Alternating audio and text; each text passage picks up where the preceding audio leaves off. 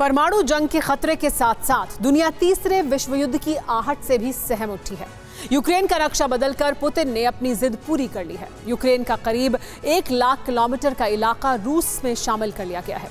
जाहिर है अमेरिका और नाटो देश बुरी तरह भड़के हुए हैं, लेकिन पुतिन कदम पीछे नहीं खींच रहे हैं और यही टकराव दुनिया को महायुद्ध की ओर खींच रहा है।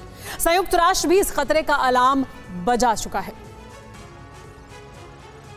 फिर से वैश्विक विध्वंस की घनघोर आशंका आकार ले रही है। फिर से दुनिया के 2 ताकतवर मुल्कों के बीच महत्वाकांक्षा की लड़ाई में विश्व शांति खूंटी पर टंगी दिख रही है।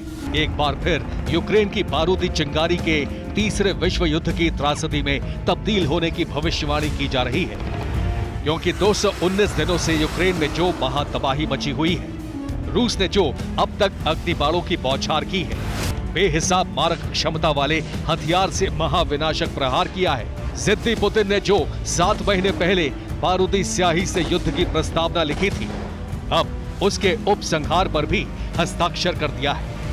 पुतिन मार्का मोहर के साथ रूसी भाषा में जो लिखा हुआ है, उसका सारांश ही 7 महीने के युद्ध का हासिल है। और हासिल ये है कि यूक्रेन टूट चुका है। यूक्रेन का 4 हिस्सा अब स्वायत्त है। यूक्रेन का ये तथाकथित स्वायत्त हिस्सा रूस का हिस्सा बन चुका है। People have made their choice, and this choice is beyond any doubt. Today we are going to sign the treaties on admitting the Donetsk People's Republic, Lugansk People's Republic, Zaporozhye region, and Kherson region. I am sure that the Federal Assembly will support constitutional laws on admitting to Russia 4 new regions, 4 new constituent entities, because it is the will of millions of people. बारूदी प्रहार के बाद जनमत संग्रह की चोट से रूस ने यूक्रेन को तोड़ा है। रेफरेंडम के बाद रूस ने जो आंकड़ा जारी किया है, उसके मुताबिक यूक्रेन के ज़ैपोरिज़िया में 93.1%, खेरसान में 87%, लुहांस्क में 98.4% और डोनेस्क में 99.2% लोग रूस से अलग होना चाहते हैं। इस रेफरेंडम के मुताबिक यूक्रेन के कुल हिस्से का करीब 15% उसका हो चुका है। रेफरेंडम का नतीजा जारी कर रूस ने अभी चारों इलाकों को आजाद घोषित किया है। अब इसे रूस में विलय कर दिया गया है। यूक्रेन पर हमला करने के चंद रोज बाद ही प्रेसिडेंट पुतिन ने लुहांस्क और डोनेस्क की स्वायत्तता को मंजूरी दे दी थी। अब ज़ैपोरिज़िया और खेरसोन को स्वतंत्र घोषित कर दिया है। पूर्वी यूक्रेन के लुहांस्क, डोनेस्क, ज़ैपोरिज़िया और खेरसोन के विलय के साथ ही काला सागर के दूसरे हिस्से तक रूस का विस्तार हो जाएगा। क्रेमलिन के मुताबिक कब्जे के तुरंत बाद प्रशासकों की नियुक्ति भी की जाएगी। पुतिन के अखंड रूस की प्रतिज्ञा की आंशिक पूर्णता होगी, लेकिन 7 महीने तक बारूद बरसाने के बाद जिस तरह प्रेसिडेंट पुतिन ने रेफरेंडम के हथियार से प्रहार कर यूक्रेन को तोड़ा है, उससे समूची दुनिया में खलबली मची हुई है। विश्व बिरादरी, खासकर पश्चिमी देश, इसकी घनघोर आलोचना कर रहे हैं।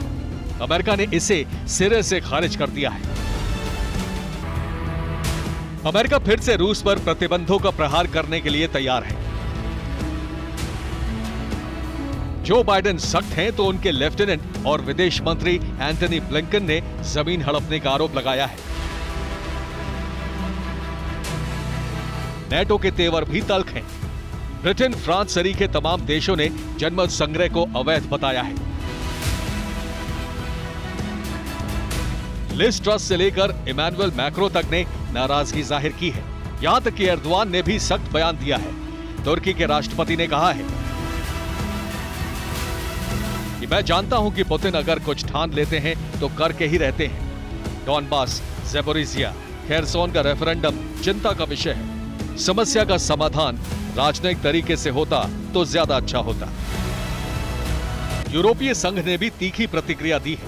रूस पर एक और बैन बम फोड़ने की तैयारी है। इन सब के बीच संयुक्त राष्ट्र के चीफ ने रूस के जनमत संग्रह को भड़काने वाला फैसला करार दिया है। तो अब आगे का सवाल यहीं से उठ रहा है कि क्या पूर्वी यूरोप में युद्ध की चिंगारी और भड़केगी? क्या अब रूस और नेटो देशों में सीधी टक्कर होगी? क्या तीसरा विश्व युद्ध अब तय हो चुका है? आशंकाओं में लिपटे ये डरावने सवाल इसलिए भी हैं क्योंकि पुतिन ने कर दिया जो वो चाहते थे। इन इलाकों में अब रूस अपना विध्वंसक हथियार भी तैनात करेगा। मुमकिन है कि वो एटम बम से लैस मिसाइल भी खड़ी कर दे। चारों इलाकों में अब रूस की हुकूमत होगी, लेकिन 2 रोज पहले ही अमेरिका के विदेश मंत्री की तरफ से साफ कहा गया था कि अमेरिका अब भी डोनेत्स्क, लुहांस्क, ज़ापोरिज़िया और खेरसोन को यूक्रेन का हिस्सा मानता है और इन इलाकों में रूस के खिलाफ अमेरिकी हथियारों के इस्तेमाल करने की पूरी इजाजत होगी। प्रेसिडेंट पुतिन ये कतई बर्दाश्त नहीं करेंगे। पूर्वी यूक्रेन के इस टुकड़े पर अमेरिकी हथियार के इस्तेमाल होते ही रूस और ज्यादा तीखी प्रतिक्रिया देगा और प्रतिक्रिया युद्ध के उस स्वरूप में दिख सकता है जो कल्पनाओं में भी कपाने वाला है। युद्ध का डर इसलिए भी बढ़ चुका है क्योंकि अमेरिका अब जर्मनी में यूक्रेन स्पेशल कमांड सेंटर बना रहा है। कमांड सेंटर में यूक्रेन की सेना को प्रशिक्षित किया जाएगा।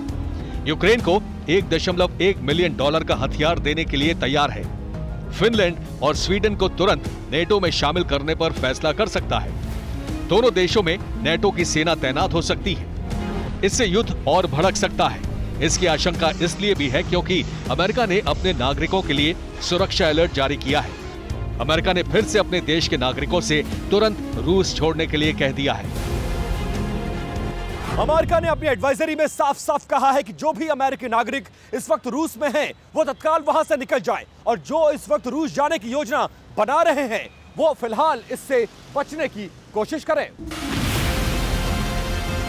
मतलब बहुत साफ है, संकेत विध्वंसक हैं क्योंकि रूस पहले से तैयार है। यूक्रेन में रिजर्व सेना की एंट्री हो चुकी है। रूस की एटमी मिसाइल पहले से अलर्ट पर है। दूसरी तरफ अमेरिका भी आक्रामक है।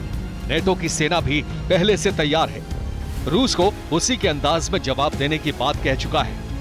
ऐसे में जब विश्व मानचित्र पर यूक्रेन की तस्वीर बदल रही है तो वैश्विक विध्वंस का डर भी पसर रहा है। तीसरे विश्व युद्ध का खतरा बढ़ता जा रहा है।